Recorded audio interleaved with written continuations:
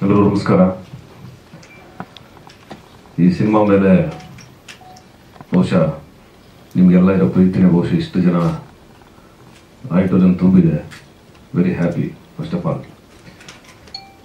ನನಗೆ ಜಾಸ್ತಿ ಕನೆಕ್ಟ್ ಆಗುತ್ತೆ ಸಿನಿಮಾ, ಯಾಕೆಂದರೆ ನಾನು ಸಿನಿಮಾ ನೋಡ್ಬಿಟ್ಟಿದ್ದೀನಿ ಆಲ್ರೆಡಿ. ನಾನು ಫಸ್ಟ್ ಟೈಮ್ ನಮ್ಮ ಮ್ಯೂಸಿಕ್ ಡೈರೆಕ್ಟ್ರು ಪೂರ್ಣಚಂದ್ರ ತೇಜಸ್ವಿ ಅವರು ಫೋನ್ ಮಾಡಿ, ಹೆಬ್ಬುಲಿ ಕಟ್ ಅಂತ ಒಂದು ಸಿನಿಮಾ ಇದೆ, ನೀವು ನೋಡಬೇಕು, ಅದನ್ನ ಇದ್ರ ಜೊತೆ ನಿಂತ್ಕೊಳ್ಳಿ ಸಾಧ್ಯವಾದರೆ ಅಂತ. ಸರಿ, ಪ್ರತಿ ಸಲ ಸಿನಿಮಾಗಳು ಬಂದಾಗ ತುಂಬ ಸಿನಿಮಾಗಳು ನೋಡ್ತಾ ಇರ್ತೀನಿ. ಕೆಲವೊಂದು ಸಲ ಏನಂದ್ರೆ ತುಂಬ ಪಾಲ್ತು ಸಿನಿಮಾಗಳು ಬರ್ತದೆ, ನೋಡ್ತೀವಿ. ನಾ ಪೂರ್ಣ ಸುಮಾರು ಸಲ ಹೇಳ್ತಾ ಇದ್ದೆ ಯಾಕೆ ಈ ಥರ ಸಿನಿಮಾಗಳನ್ನ ಕಳಿಸ್ತೀವಿ ಅಂತ. ಬಟ್ ಹೆಬ್ಬುಲಿ ಕಟ್ ಶುರುವಾದಾಗಲೂ ನನಗೆ ಹಂಗೇನೆ. ಅದು ಶುರುವಾಗ್ತಾ ಏನು ಮಾಮೂಲಿ ಒಂದು ಸಿನಿಮಾ ಸ್ಟಾರ್ಟ್ ಮಾಡಿದ್ದಾರೆ, ಏನು ನಾರ್ಮಲ್ ಹ್ಯೂಮರ್, ಉತ್ತರ ಕರ್ನಾಟಕದ ಎಲ್ಲ ಹೊಸ ಹುಡುಗರು ಏನೋ ಮಾಡಿದ್ದಾರೆ, ಸರಿ ಜೊತೆ ನಿಂತ್ಕೊಳ್ಳೋಣ ಅನ್ನೋ ಮನಸ್ಸಿನೂ ಬಂದಿರಲಿಲ್ಲ ನನಗೆ. ಸಿನಿಮಾ ನೋಡ್ತಾ ನೋಡ್ತಾ ಒಳಗಡೆ ಹೋದೆ. ಆ ಒಳಗಡೆ ಹೋಗ್ತಾ ಹೋಗ್ತಾ ಹಂಗೆ ಸೆಳೀತಾ ಹೋಯ್ತು ಸಿನಿಮಾ. ಫಸ್ಟ್ ಹಾಫು ಮುಗಿಸೋಷ್ಟರಲ್ಲಿ ಎದೆ ಭಾರ ಆಗಿ ಶುರು ಆಯ್ತು.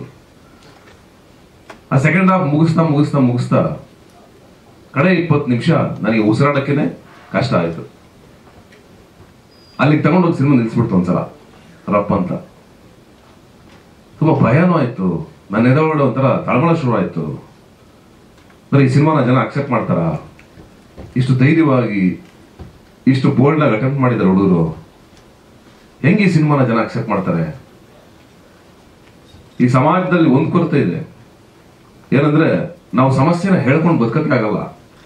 ಎಲ್ಲರ ಸಮಸ್ಯೆನ ನಮ್ಮ ಪಾಯಿಂಟ್ ಆಫ್ ವ್ಯೂ ನೋಡ್ತೀವಿ. ಯಾರು ಅವ್ರ ಪಾಯಿಂಟ್ ಆಫ್ ವ್ಯೂ ಅವ್ರ ಸಮಸ್ಯೆಗಳನ್ನ ನೋಡಿ ಇದು ನಮ್ಮ ಸಮಸ್ಯೆ ಅಂತ ಹೇಳಕ್ ಹೋದ್ರೆ, ಹೇಗೆ ಅದಲ್ಲ ಸಮಸ್ಯೆ, ನಿನ್ ಸಮಸ್ಯೆ ಇದು ಅಂತ ನಾವು ಹೇಳ್ತೀವಿ. ಅಂತ ಸಿಚುಯೇಷನ್ ಅಲ್ಲಿ ಬಂದು ತಲುಪಿದೀವಿ ಈಗ. ಮುಂಚೆ ಒಂದು ಗೌರವ ಇತ್ತು ವಯಸ್ಸಾದವ್ರಿಗೆ ಅಥವಾ ವೃದ್ಧರಿಗೆ ಅಥವಾ ನಮ್ಮ ಹಿರಿಯರಿಗೆ ಅಥವಾ ನಮಗಿಂತ ಸೀನಿಯರ್ಸ್ಗೆ, ಕೆಲಸ ಮಾಡೋದವ್ರಿಗೆ ಎಲ್ಲರೂ ಗೌರವ ಇತ್ತು.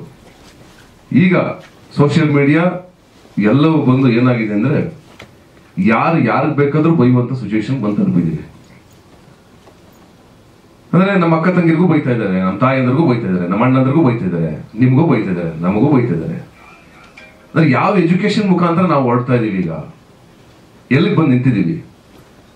ಇವತ್ತಿಗೂ ನನ್ನ ಗೆಳೆಯರು ಸುಮಾರು ಜನ ಸೀನಿಯರ್ಸ್ ಪ್ರೆಸ್ ನಲ್ಲಿ ಇದ್ದಾರೆ. ಅವ್ರು ಬಂದ ತಕ್ಷಣ ಸಿಕ್ಕಿದ ತಕ್ಷಣ ಹೋಗಿ ಹಪ್ಪಿಗೆಯಿಂದ ಮಾತಾಡ್ಸೋದಾಗ್ಲಿ, ಒಂದು ಪ್ರೀತಿ ವಿಶ್ವಾಸ ಆಗ್ಲಿ ಎಲ್ಲವೂ ಇತ್ತು. ನಾನು ಸಣ್ಣ ಪುಟ್ಟ ಪಾತ್ರಗಳು ಮಾಡ್ತಿದ್ದೆ, ಅವತ್ತು ಎಲ್ಲರೂ ಬರೀತಿದ್ರು. ಒಂದು ಸಣ್ಣ ಪುಟ್ಟ ಆರ್ಟಿಕಲ್ ಇಂದ ಬರೆದು ನನ್ನನ್ನು ಇಲ್ಲಿವರೆಗೂ ತಗೊಂಡು ನಿಲ್ಸಿದ್ರು, ಜೊತೆ ನಿಂತ್ಕೊಂಡ್ರು. ಇವತ್ತಿಗೂ ಆ ಪ್ರೀತಿ ವಿಶ್ವಾಸ ಇದೆ. ಆದ್ರೆ ಇವತ್ತಿನ ಜನರೇಷನ್ ನನ್ಗನ್ಸೋದು ಯಾವ ಕಡೆ ಹೋಗ್ತಾ ಇದೆ? ಯಾವ್ದೋ ಒಂದು ಸಾಲಿಡ್ ಆಗಿರೋದು ಏನು ಕಟ್ತಾ ಇಲ್ಲ ನಾವು. ದಿನ ಬೆಳಗ್ಗೆ ಎದ್ರೆ ಗಲಾಟೆ, ಗೋಜಲು, ಯುದ್ಧ, ಮಣ್ಣು, ಮಸಿ, ಇದರಲ್ಲೇ ಎಲ್ಲರೂ ಬದುಕ್ತಾ ಇದೀವಿ. ಈ ಬದುಕಿನ ಮಧ್ಯೆ, ಈ ಜಂಜಾಟಗಳ ಮಧ್ಯೆ, ಈ ಸೋಷಿಯಲ್ ಮೀಡಿಯಾಗಳ ಮಧ್ಯೆ, ಈ ರೀಲ್ಸ್ ಗಳ ಮಧ್ಯೆ, ಇದೆಲ್ಲ ಹಾವಳಿಗಳ ಮಧ್ಯೆ ಒಂದು ಬ್ಯೂಟಿಫುಲ್ ಆದ ಸಿನಿಮಾ ಬರೋದು ತುಂಬಾ ಕಷ್ಟ. ಯಾಕಂದ್ರೆ ಸೋ ಮೆನಿ ಡಿಸ್ಟ್ರಾಕ್ಷನ್ಸ್. ಥಿಯೇಟರ್ ಒಳಗಡೆ ಬರಬೇಕು ಅಂತಂದ್ರೆ ಅವನು ಗಂಟೆ ಗಟ್ಟಲೆ ರೀಲ್ಸ್ ನೋಡ್ತಾ ಇರ್ತಾನೆ ಕೂತ್ಕೊಂಡು, ಇಲ್ಲ ಗಂಟೆ ಗಟ್ಟಲೆ ಅವ್ನಿಗೆ ಇನ್ನೇನು ನ್ಯೂಸ್ ಇದೆ, ಗಾಸಿಪ್ ಇದೆ, ಇನ್ನೊಂದಿದೆ, ಇದ್ರ ಮಧ್ಯೆ ಥಿಯೇಟರ್ ಬರ್ಬೇಕು ಅವನು. ಸಿನಿಮಾ ನಿಜವಾಗ್ಲೂ ಇವಾಗ ಕಾಂಪಿಟೇಷನ್ ಇದೀವಿ ನಾವು.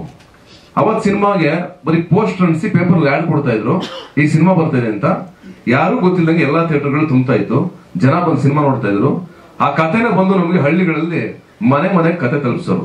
ಹಿಂಗಿದೆ ಸಿನಿಮಾ, ಹಿಂಗಿತ್ತು ಸಿನಿಮಾ, ರಾಜ್ಕುಮಾರ್ ನೋಡಿದ್ವಿ, ಅನಂತನಾಗ್ ಅವ್ರು ನೋಡಿದ್ವಿ, ಇವ್ರು ನೋಡಿದ್ವಿ, ಅವ್ರು ನೋಡಿದ್ವಿ, ಈ ಕತೆ ಹಿಂಗಿದೆ, ಹಿಂಗ್ ಹೊಡಿತಾ ಇದ್ರು ಅಂತ. ಬಟ್ ಇವತ್ತು ಹೆಂಗಾಗಿದೆ ಅಂದ್ರೆ ರಪ್ಪ ಅಂತ ಯಾವ್ದು ತಲೆ ಉಳಿದಿರುವಂತ ಪರಿಸ್ಥಿತಿಗೆ ನಾವೆಲ್ಲರೂ ತಲುಪಿದೀವಿ. ಯಾವ ವಿಚಾರ ಅಲ್ಲ, ಬರೀ ಸಿನಿಮಾ ಅಲ್ಲ, ಆರ್ಟ್ ಅಂತ ಬಂದಾಗ ಪ್ರತಿಯೊಂದ್ರಲ್ಲೂ ಆ ಪರಿಸ್ಥಿತಿ ಎಕ್ಸ್ಟ್ರೀಮ್ ತಲುಪಿಟ್ಟಿದೀವಿ. ಈ ಎಕ್ಸ್ಟ್ರೀಮ್ ಮಧ್ಯೆ ನಮ್ಮ ಸಿನಿಮಾಗಳನ್ನ ಉಳಿಸ್ಕೊಳ್ಳೋದು ಹೇಗೆ? ಇದು ನಮ್ಗೆಲ್ಲ ಚಾಲೆಂಜ್ ಇದೆ. ಈಗ ಎಲ್ಲರೂ ಹೇಳ್ತಾ ಇದೀವಿ ಒಳ್ಳೆ ಸಿನಿಮಾ ಬರ್ತಾ ಇಲ್ಲ, ಹೆಂಗೆ ಸಿನಿಮಾಗಳು ಗೆಲ್ಸೋದು, ಈ ಪರಿಸ್ಥಿತಿ ಎಲ್ಲರೂ ನಿಂತಿದ್ದೀವಿ. ಬಟ್ ಒಂದು ಅವೇರ್ನೆಸ್ ಏನ್ ಬೇಕು ಅಂದ್ರೆ ನಮ್ಮೊಳಗಡೆ ನಾವು ನಮ್ಮನ್ನ ಉಳಿಸ್ಕೊಳ್ಳೋದು ಕಲಿಬೇಕು. ಇದ್ರ ಮಧ್ಯೆ ನಾವು ಕಳೆದೋಗ್ಬಾರ್ದು. ಎಲ್ಲ ಒಂದು ಕಡೆ ನಾವು ಈ ಸೋಷಿಯಲ್ ಮೀಡಿಯಾ ಇನ್ನೊಂದ್ರಿಂದ ನಾವೆಲ್ಲರೂ ಕಳೆದೋಗ್ತಾ ಇದೀವಿ. ಆ ಕಳೆದೋಗೋದ್ರ ಮಧ್ಯೆ ಒಂದು ಹೆಬ್ಬುಲಿ ಕಟ್ಟು ನಮ್ಮನ್ನು ಎಚ್ಚರಿಸುತ್ತೆ, ಎದೆ ಭಾರ ಮಾಡುತ್ತೆ, ಅಳಿಸುತ್ತೆ, ಸತ್ಯಗಳನ್ನ ಹೇಳುತ್ತೆ. ಉತ್ತರ ಕರ್ನಾಟಕದ ಪ್ರತಿಭೆಗಳೆಲ್ಲರೂ ಸೇರ್ಕೊಂಡು ಅವ್ರು ಮಾಡೋದು ನೋಡಿದಾಗ ನಿಮ್ಗೆ ಅನ್ಸುತ್ತೆ, ಅವ್ರು ಕಷ್ಟಪಟ್ಟರು ನೋಡಿದಾಗ ನಿಮ್ಗೆ ಅನ್ಸುತ್ತೆ ಆಕ್ಚುಲಿ ನಾವು ಸಪೋರ್ಟ್ ಮಾಡ್ಬೇಕು. ಯಾಕೆ ಗೊತ್ತಾ? ಇಷ್ಟು ವರ್ಷಗಳಿಂದ ಹಳೆ ಮೈಸೂರು ಭಾಗ ಅಥವಾ ಈ ಅರ್ಧ ಭಾಗ ಏನಿದೆಯೋ ಇದೇ ಆಳ್ತಾ ಬಂದಿದೆ ಸಿನಿಮಾ ಇಂಡಸ್ಟ್ರಿನ. ಇವರೇ ಆಳ್ತಾ ಬಂದಿದ್ದೀವಿ, ನಾವೇ ಆಳ್ತಾ ಬಂದಿದ್ದೀವಿ. ಪ್ರತಿ ಸಲ ಉತ್ತರ ಕರ್ನಾಟಕ ಪ್ರೆಸ್ ಮೀಟ್ ಹೋದಾಗ ನಾವು ಅವ್ರು ಕೇಳೋದು ಒಂದೇ ಪ್ರಶ್ನೆ, ನಮ್ಮ ಭಾಷೆಲಿ ಯಾವ್ದು ಸಿನಿಮಾ ಬರ್ತಾ ಇಲ್ವಾ, ನಮ್ಮ ಭಾಷೆಲಿ ಯಾವ್ದು ಸಿನಿಮಾ ಮಾಡ್ತಾ ಇಲ್ವಾ ನೀವು ಅಂತ. ಬಟ್ ಈಗ ಬಂದಿದೆ. ಒಂದು ಲೂಸಿ ಆದ್ಮೇಲೆ ನನಗೆ ತುಂಬಾ ಇನ್ನೋಸೆನ್ಸ್ ಕಾಣಿಸಿದ್ದು ಆ ಹುಡುಗನ ಕಣ್ಣಲ್ಲಿ. ಆ ಮೌನೇಶ್ ಇವತ್ತು ಮೌನವಾಗಿ ಮೂಲೆ ಕೂತಿದ್ದಾನೆ ಬಾಯಲ್ಲಿ.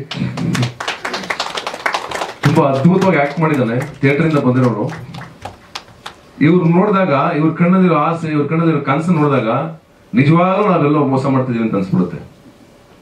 ಯಾಕಂದ್ರೆ ಈ ತರ ಸಿನಿಮಾಗಳನ್ನ ನಾವೆಲ್ಲೋ ಕಳೆದೋಗೋ ತರ ಬಿಟ್ಟುಬಿಟ್ರೆ ಇಂಥ ಎಷ್ಟೋ ನೂರಾರು ಜನ ಆರ್ಟಿಸ್ಟ್ಗಳಿಗೆ ನಾವು ಮೋಸ ಮಾಡ್ದಂಗಾಗುತ್ತೆ. ಅದಾಗಬಾರ್ದು. ಈ ಸಲ ಒಂದು ಸರಿಯಾದ ವಿಷಯ ಇಟ್ಕೊಂಡು ನಮ್ಮ ಭೀಮರಾವ್ ಬನ್ನಿ ಮೇಲೆ ಬನ್ನಿ. ನಮ್ಮ ಭೀಮರಾವ್ ಒಳ್ಳೆ ಸಬ್ಜೆಕ್ಟ್ ಮಾಡಿದ್ದಾರೆ. ನೋಡೋದಕ್ಕೆ ಕಾಮಿಡಿ ಸಿನಿಮಾ ತರ ಕಾಣಿಸುತ್ತೆ, ಅದ್ರ ಕಾಮಿಡಿ ಸಿನಿಮಾ ಅಲ್ಲ ಅದು. I appreciate you. ನಿಮಗೆ ತುಂಬಾ ದೊಡ್ಡ ರೆಸ್ಪೆಕ್ಟ್ ಇದೆ. ನಾವು ಬೇರೆ ಲ್ಯಾಂಗ್ವೇಜ್ ಡೈರೆಕ್ಟರ್ಗಳ ಬಗ್ಗೆ ಮಾತಾಡ್ತೀವಿ, ಈ ಸಿನಿಮಾ ಆದ್ಮೇಲೆ ಇವ್ರ ಬಗ್ಗೆನೂ ಮಾತಾಡೋ ತರ ಆಗ್ಲಿ. ಯಾಕಂದ್ರೆ ಈ ತರ ಧೈರ್ಯವಂತರು ಸಮಾಜದಲ್ಲಿರುವಂತ ಒಂದು ತಪ್ಪನ್ನ ಹಿಡಿದು ನಮಗೆ ಕನ್ನಡಿಯಾಗಿ ಹಿಂಗ್ ತಿರುಗಿಸಿ ಹಿಂಗ್ ನಿಂತ್ಕೊಂಡು ಹೇಳೋದಕ್ಕೂ ಒಂದು ಧೈರ್ಯ ಬೇಕು. ಇಲ್ಲಿ ಎಲ್ಲದಕ್ಕೂ ಭಯ ಇದೆ, ಭಯದ ವಾತಾವರಣ ಸೃಷ್ಟಿಯಾಗಿದೆ. ಏನ್ ಹೇಳೋದಕ್ಕೂ ಭಯ ಇದೆ. ಆ ಭಯದ ಮಧ್ಯೆ ಎಲ್ಲ ನಾವು ಹೇಳ್ತೀವಿ ನಮ್ಮ ಸಮಸ್ಯೆನ ಅಂತ ಸಿನಿಮಾ ಮುಖಾಂತರ ಹೇಳಿದರೆ ಆ ಸಮಸ್ಯೆ ಏನು ಅಂತ ಹೆಬ್ಬುಲಿ ಕೊಟ್ಟು ನೋಡಿದಾಗ ಗೊತ್ತಾಗುತ್ತೆ. ಇಲ್ಲಿ ಜಾತಿ ಇನ್ನೊಂದು ಮತ್ತೊಂದು ಎಲ್ಲವನ್ನು ಮೀರಿ ಏನ್ ಗೊತ್ತಾ, ಮನುಷ್ಯ ಸಂಬಂಧಗಳ ಬಗ್ಗೆ ಮಾತಾಡ್ತಾ ಇದೆ ಸಿನಿಮಾ. ಮೇಲು ಕೀಳಿನ ಬಗ್ಗೆ ಮಾತಾಡ್ತಿದೆ, ಶ್ರೀಮಂತಿಕೆ ಮತ್ತೆ ಬಡವಾನದ್ರ ಬಗ್ಗೆ ಮಾತಾಡ್ತಾ ಇದೆ. ಏನ್ ಸಿಗ್ಬೇಕಾಗಿತ್ತು, ಯಾರಿಗೆ ಸಿಕ್ಕಿಲ್ಲ, ಯಾರಿಗೆ ದಕ್ಕಿಲ್ಲ, ಯಾರಿಗೆ ಆಪರ್ಚುನಿಟಿ ಸಿಕ್ಕಿಲ್ಲ, ಅದ್ರ ಬಗ್ಗೆ ಮಾತಾಡ್ತಾ ಇದೆ ಸಿನಿಮಾ. ಈ ಸಿನಿಮಾ ನಿಜವಾಗ್ಲೂ ಗೆಲ್ಲಬೇಕು, ಇವರೆಲ್ಲರೂ ಬೆಳಿಬೇಕು. ಉತ್ತರ ಕರ್ನಾಟಕ ಯಾಕೆ ನಾನು ನವೀನ್ ಅವ್ರನ್ನ ನಾನು ಕೇಳಿದೆ ಬರಬೇಕು ಯಾಕೆ ಅಂತ. ಇಲ್ಲ ನವೀನ್ ಕರೀರಿ ಅಂತಂದ್ರೆ, ಯಾಕೆಂದ್ರೆ ನವೀನ್ ಉತ್ತರ ಕರ್ನಾಟಕ ಭಾಗದಿಂದ ಬಂದವರು, ಅವ್ರಿಗೆ ಗೊತ್ತಿರ್ತದೆ. ಅವ್ರು ಅಷ್ಟು ವರ್ಷ ಸರ್ಕಸ್ ಮಾಡಿ ತಮ್ಮಂತ ಅವ್ರು ರೀಚ್ ಮಾಡ್ಕೊಳ್ಳೋಕೆ, ನಾವು ಈ ಭಾಗದವರು ಅಂತ ಹೇಳ್ಕೊಳ್ಳೋದಕ್ಕೆ ಎಷ್ಟು ವರ್ಷ ಟ್ರೈ ಮಾಡಿರುತ್ತೆ ಅಂತ ಅವ್ರಿಗೆ ಗೊತ್ತಿರ್ತದೆ. ಅದು ನಿಮ್ಗೆಲ್ಲರಿಗೂ ಗೊತ್ತಿರ್ತದೆ ಅದು. ಹಾಗಾಗಿ ನಮ್ಮ ಭಾಗದ ಸಿನಿಮಾ ಅಷ್ಟೇ ಅಲ್ಲ, ನಮ್ಮ ಉತ್ತರ ಕರ್ನಾಟಕ ಭಾಗದ ಸಿನಿಮಾಗಳು ಗೆಲ್ಲಬೇಕು. ಆ ಪ್ರತಿಯೊಂದು ಕ್ಯಾರೆಕ್ಟರ್ಗಳು ನಿಮ್ಗೆ ನೋಡಿದಾಗ ಎಲ್ಲೋ ನಿಮ್ಗೆಲ್ಲ ಎಮೋಷನಲಿ ಕನೆಕ್ಟ್ ಆಗುತ್ತೆ. ಸತ್ಯ ಅಲ್ವಾ ಅಂತ ಅನ್ಸುತ್ತೆ, ಎದೆ ಭಾರ ಆಗುತ್ತೆ, ಉಸಿರು ನಿಲ್ಲುವಂತ ಸಮಯ ಬರುತ್ತೆ. ಅದು ಥಿಯೇಟರ್ ಎಕ್ಸ್ಪೀರಿಯನ್ಸ್ ಮಾಡಿ ಈ ಸಿನಿಮಾ ನೋಡಿ, ಕೈ ಬಿಡಬೇಡಿ ದಯವಿಟ್ಟು. ನೀವು ಸೋಷಿಯಲ್ ಮೀಡಿಯಾಗಳಲ್ಲಿ ಎಲ್ಲಾದ್ರಲ್ಲೂ ಬರೀರಿ. ನಾನು ಯಾವುದೇ ಸ್ವಾರ್ಥ ಇಲ್ದೇನೆ, ₹1 ಅಪೇಕ್ಷೆ ಇಲ್ದೇನೆ ನನಗೆ ಕೇಳಿದ್ರು ಇವರು, ಸರ್ ನಿಮ್ಗೆ ಶೇರ್ ಕೊಡ್ತೀವಿ ಅಂದ್ರು. ನಾನು ಈ ಸಿನಿಮಾಯಿಂದ ಶೇರ್ ತಗೊಂಡ್ರೆ ನಾನು ಬದುಕಿರೋದೇ ಎಷ್ಟು ಅಂತ ಇವ್ರಿಗೆ ಹೇಳಿದೆ.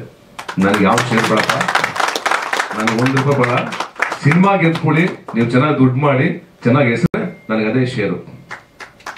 ನನ್ನ ಕೈಲಾದ ಮಟ್ಟಿಗೆ ನಾನು ನಿಮ್ ಜೊತೆ ನಿಂತ್ಕೋತೀನಿ ಅಂತ ಇವತ್ತು ನಿಂತಿದ್ದೀನಿ. ಅಂಡ್ ಅಫ್ಕೋರ್ಸ್ ಓನ್ಲಿ ಫಾರ್ ಹೆಬ್ಬಲಿ ಕಟ್ಟು ಕತೆ ಮತ್ತೆ ಅದ್ರೊಳಗಿರೋ ನೋವು, ಆ ನಲಿವಿಗೋಸ್ಕರ ನಾನು ಜೊತೆ ನಿಂತಿದ್ದೀನಿ. ಹಂಗಾಗಿ ಕಂಗ್ರ್ಯಾಚುಲೇಷನ್ಸ್ ಭೀಮರಾವ್, ಒಳ್ಳೇದಾಗುತ್ತೆ, ನಿಮ್ಗೆ ಒಳ್ಳೆ ಹೆಸರು ಬರುತ್ತೆ. ಮೌನೇಶ ನಿನಗೂ ಒಳ್ಳೆ ಹೆಸರು ಬರುತ್ತೆ, ಚೆನ್ನಾಗಿ ಮಾಡಿದ್ಯಾ. ಅಂಡ್ ಮಾಂತೇಶು ತುಂಬಾ ಚೆನ್ನಾಗಿ ಮಾಡಿದ್ಯಾ, ನೀನು ಚೆನ್ನಾಗಿ ಮಾಡಿದ್ಯಾ. ಅಂಡ್ ಅಫ್ಕೋರ್ಸ್ ಮಾದೇವ್ ಅಡಪದ್ದು ಮತ್ತೆ ನವನೀತ್ ಅವರ ಮ್ಯೂಸಿಕ್ ತುಂಬಾ ಹಾಂಟಿಂಗ್ ಆಗಿದೆ. ನವನೀತ್ ಗ್ರೇಟ್, ಒಳ್ಳೇದಾಗಲಿ. ನಮ್ಮ ಸಿನಿಮಾಟೋಗ್ರಫರ್ ಆಗಲಿ, ಪ್ರತಿಯೊಬ್ಬ ಕಲಾವಿದರು, ಎಲ್ಲರೂ ತಂತ್ರಜ್ಞರಿಗೆ thank you so much. Naveen thank you so much ಬಂದಿದ್ದಕ್ಕೆ. ಅಂಡ್ ನಾನು ಸ್ವಲ್ಪ ಎಮೋಷನಲ್ ಆಗಿದ್ದೀನಿ, ಹೌದು, ಬಿಕಾಸ್ ಈ ಸಿನಿಮಾ ಆಗಿದೆ. ಬಹುಶಃ ನಾನು ಯಾಕೆ ಈ ಮಾತನ್ನು ಹೇಳ್ತಾ ಇದ್ದೀನಿ ಅಂತ ನನ್ನ ನಂಬೋ ನಿಮ್ಮೆಲ್ರಿಗೂ ಸಿನಿಮಾ ಬಿಡುಗಡೆ ಆದ್ಮೇಲೆ ಗೊತ್ತಾಗುತ್ತೆ. ಸೋಲಿಸಬೇಡ ಗೆಲಿಸಯ್ಯ, ಸೋಲಿಸಬೇಡ ಈ ಸಿನಿಮಾನ ಗೆಲಿಸಯ್ಯ, ನಮ್ಮವ್ರನ್ನ ಉಳಿಸಯ್ಯ. Thank you. ಧನ್ಯವಾದಗಳು.